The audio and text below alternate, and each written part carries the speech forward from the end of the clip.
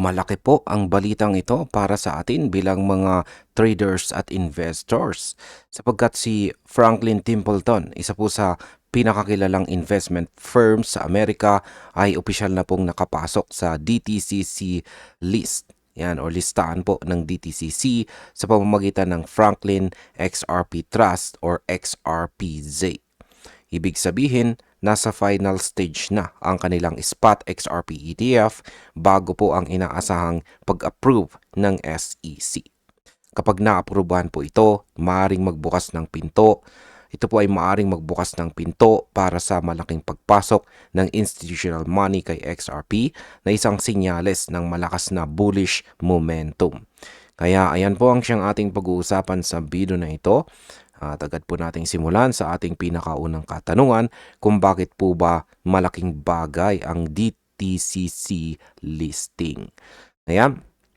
Sabi rito ay the DTCC functions as decentralized clearing and settlement service for US securities, and listing there typically precedes active trading once the SEC gives final approval. Ayan.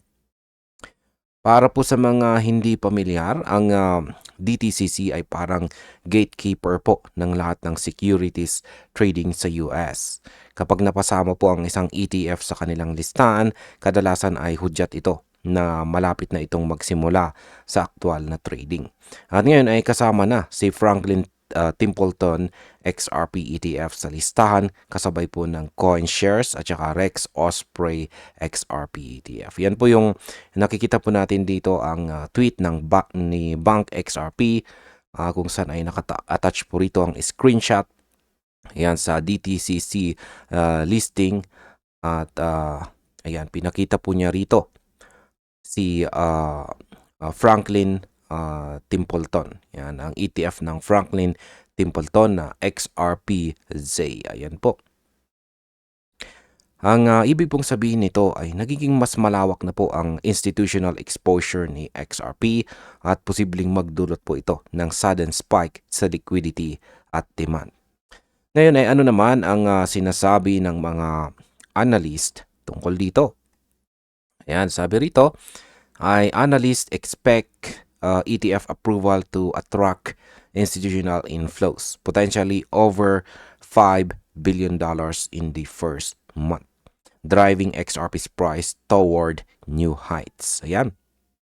Ayon po sa mga analysts, kung maa-aprubahan daw ito ng SEC, maaaring pumasok po ang higit $5 billion na investment sa loob lang ng unang buwan. At dahil po si Coinbase Trust ang magiging official custodian, mas nagiging legit at regulated po ang buong proseso. Sa ganito pong antas ng tiwala mula sa mga institution, malaki ang posibilidad na magtulak po ito sa presyo ni XRP pataas. Sa market impact kapag nangyari po ito, hindi po malayo na makikita tayo ng bagong all-time high ni XRP, lalo na kung sumabay pa ang mga retail investors sa hype. At ayan, bilang panghuli, ang aking opinion naman tungkol dito ay ang paglista ng pagkakalista po ng Franklin Templeton XRP ETF sa DTCC ay isa po itong milestone moment para kay XRP.